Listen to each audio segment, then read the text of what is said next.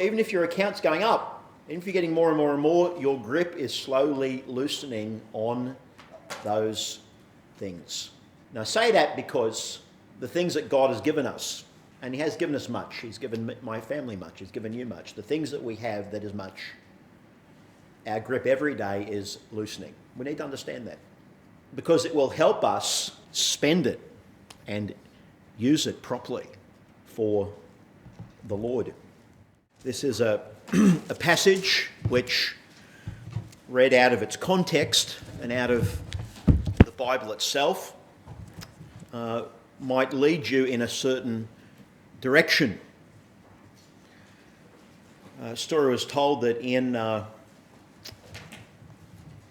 England, I believe, Upton Sinclair, he was a novelist and he was a social reformer. He read a paraphrase of James 5:1-6. He read a paraphrase. And he said that there was this anarchist, a woman by the name of Emma Goldman, who had written these words from James 5:1-6. And the pastors got so angry they wanted her to be deported. They thought she was calling them to radical social action. They thought that she was calling people to overthrow the rich and confiscate their properties and do whatever they wanted to do. Come now, you rich, weep and howl for your miseries that are coming upon you.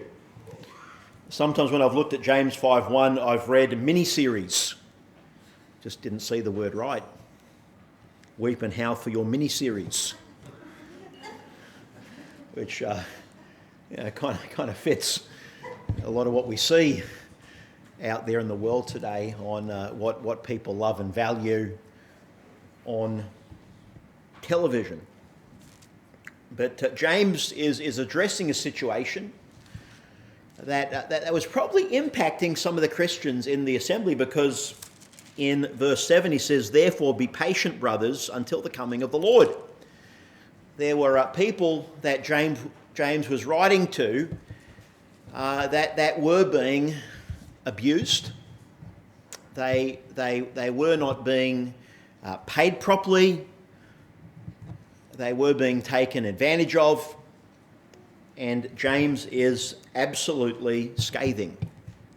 He's absolutely scathing against those who mistreated the poor.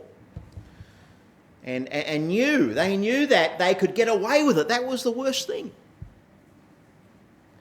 That those who employed many labourers were very, very powerful. They could, if they wanted to pay them next week or not at all, that they could do it and they could get away with impunity. Now, what James is saying in this passage has certainly been said elsewhere. If you would turn over for a moment to Deuteronomy 24. Deuteronomy chapter 24.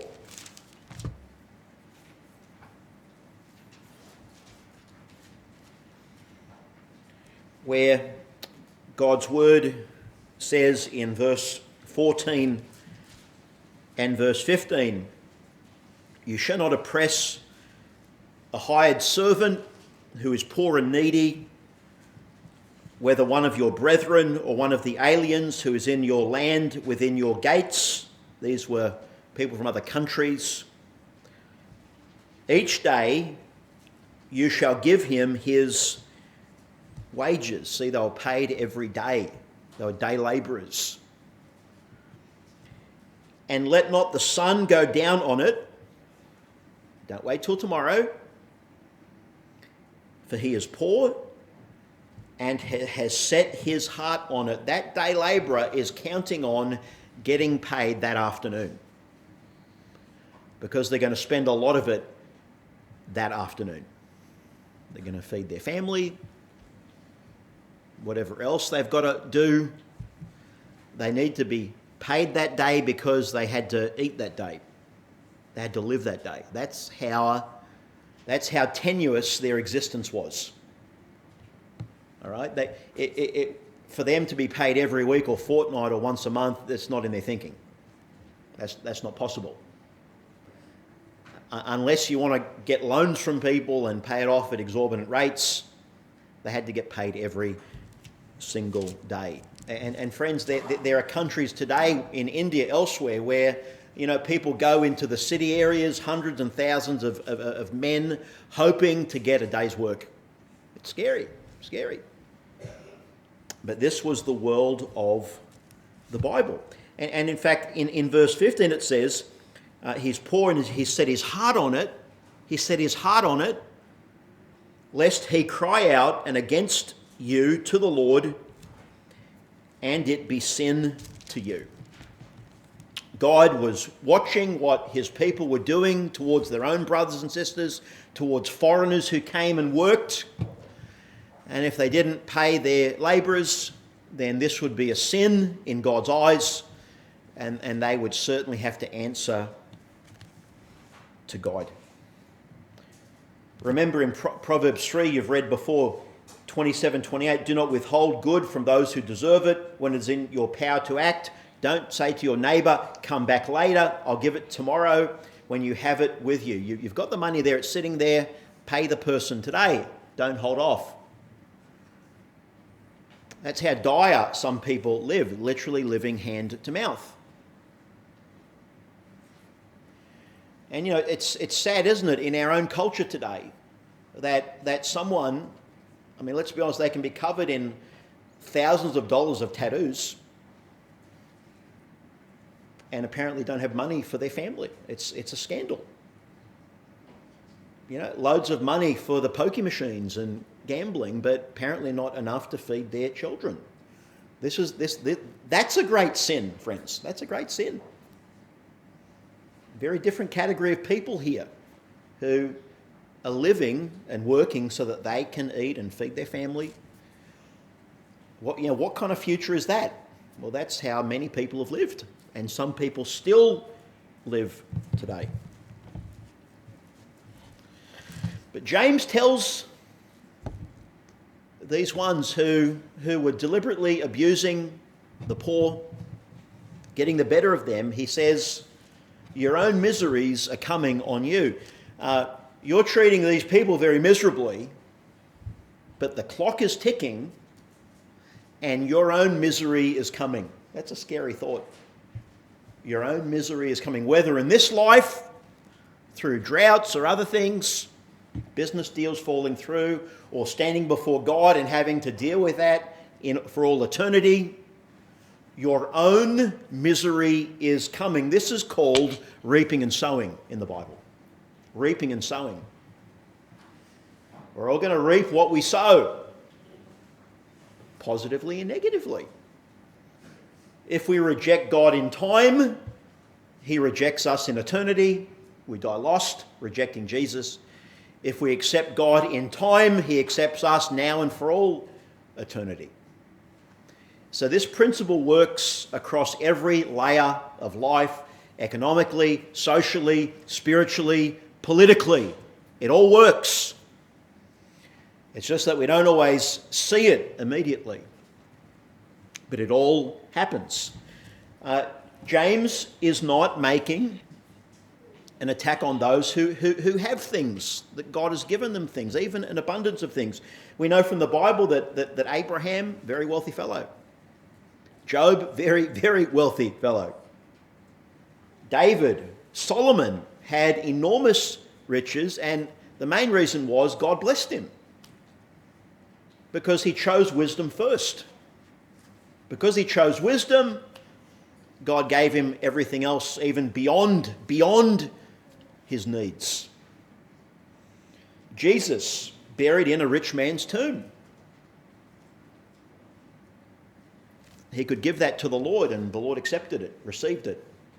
There's a constant reminder. Lydia in the book of Acts, well-to-do. And so not even that is the problem. Not even that is the issue. The issue is when you use your resources to ruin others. To ruin others.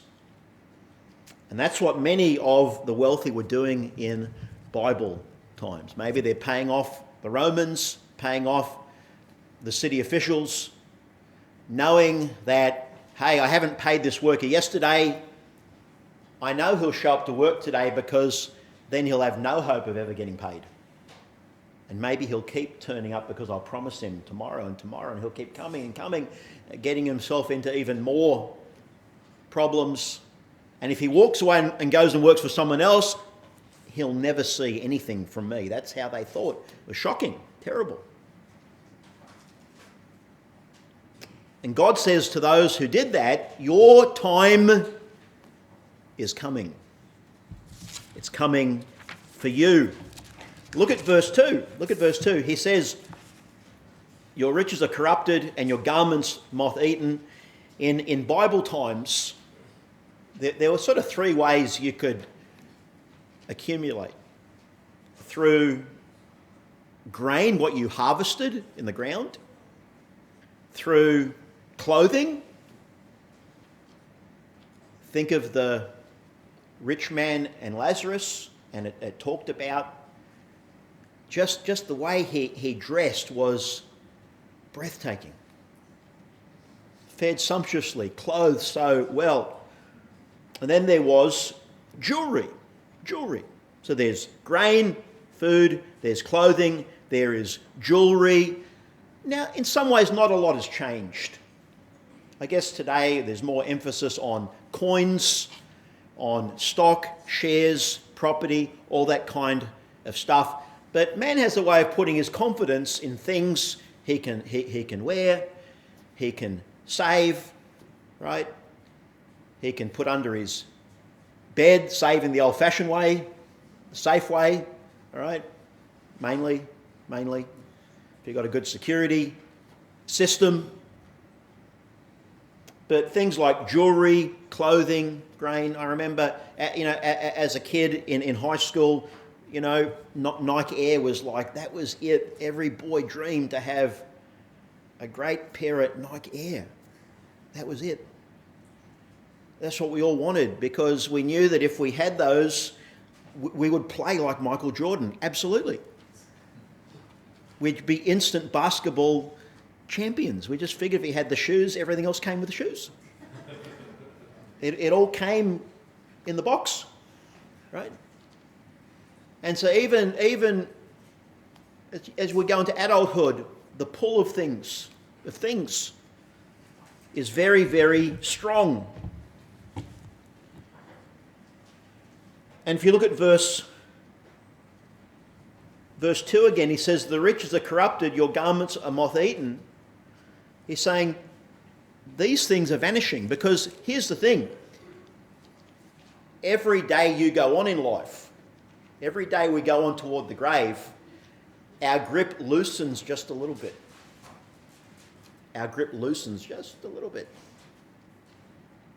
Even if your account's going up, even if you're getting more and more and more, your grip is slowly loosening on those things.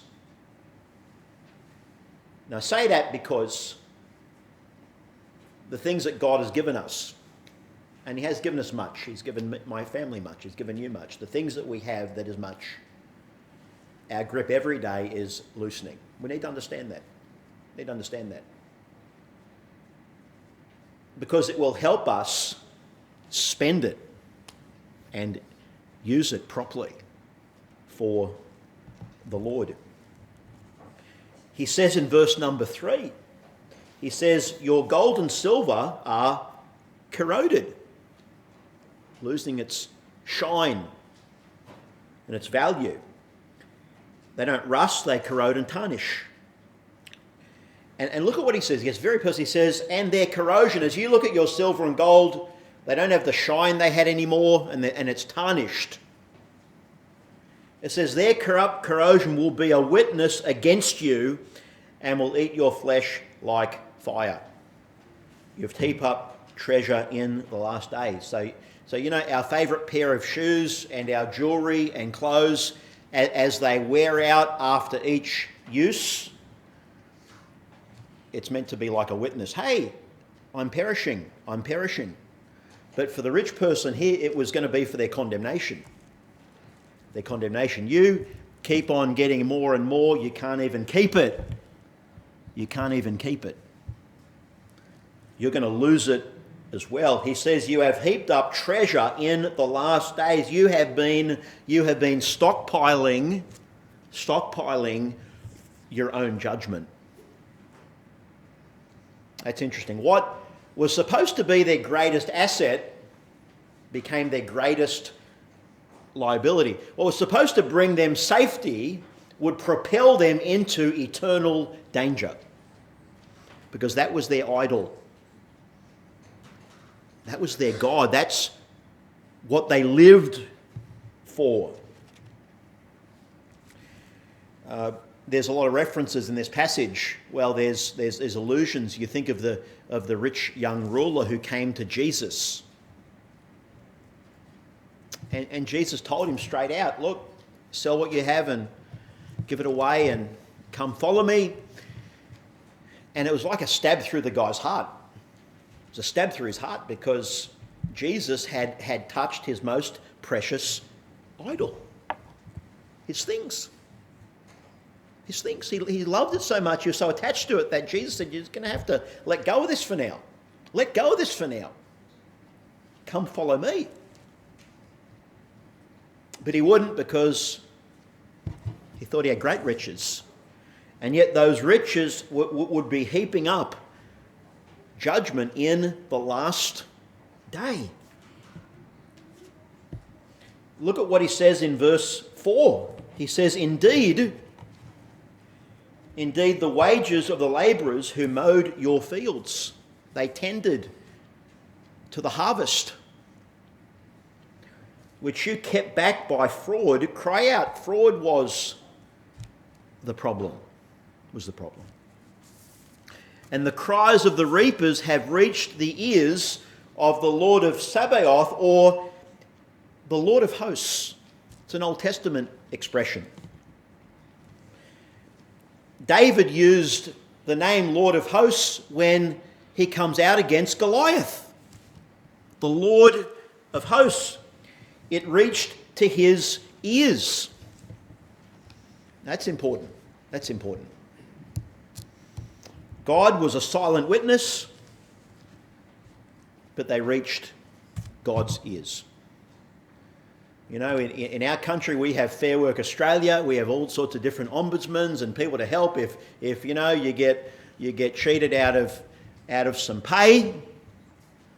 But hey, there's someone more powerful. There's God watching on and listening. With God there will be a great reckoning. And the people in the assembly there needed to be aware of that. And friends, if this has happened to you, it's not the end of the story. God's going to deal with it. But if we've been the ones that have committed the fraud, then we need to pay close attention and realise that there will be a reckoning. There are things that we need to repent of. We need to be very fair in our dealings and truthful with our dealings. We represent a God who is truth, the way, and life. We can do no else. He says in verse 5, he says, you've lived on the earth in pleasure and luxury. You fatten your hearts as in a day of slaughter. Now, is this a verse against celebrations and birthday parties and, you know, pigs on the spit in the backyard? I hope not. But if that's what you live for, if that's your daily existence and that's what you think a good life is, and you'll tread over everyone else to have that kind of life, if that's what the goal is, then you're not fattening a calf. You are preparing your own heart for destruction, because they've become your idols. Now, with that thought in mind, if you just turn over a few pages to 1 Timothy 6. I want you to look at this with me for a few moments. 1 Timothy 6.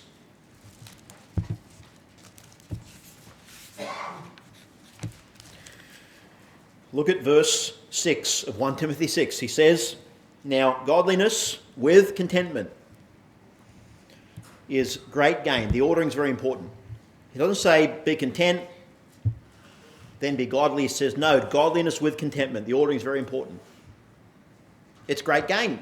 You're after gain, you're after good profit, you're after massive return. Be godly and be content. Incredible returns on that kind of life. Incredible returns. Look at verse 7. For we brought nothing into this world, and it is certain we can carry nothing out. All those pharaohs should have, if only they knew that before they built the pyramids and all the stuff they stuffed into the chambers that they're going to have in the next life, supposedly. All right?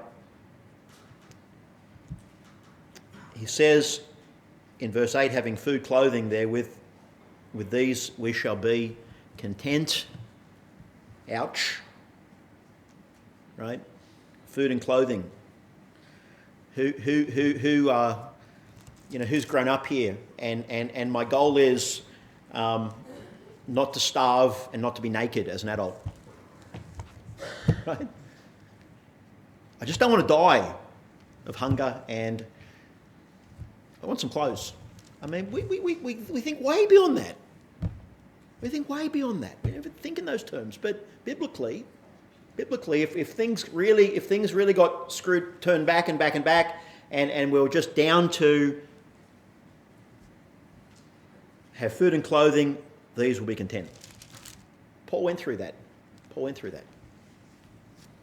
But those who desire to be rich fall into temptation and a snare, and into many foolish, harmful lusts which drown men in destruction and perdition. This is who James is talking about.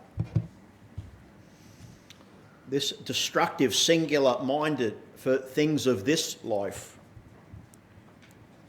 He says, many foolish, harmful lusts. In verse 10, for the love of money is a root of all kinds of evil. It's a root of all kinds of evil, not every kind, but most,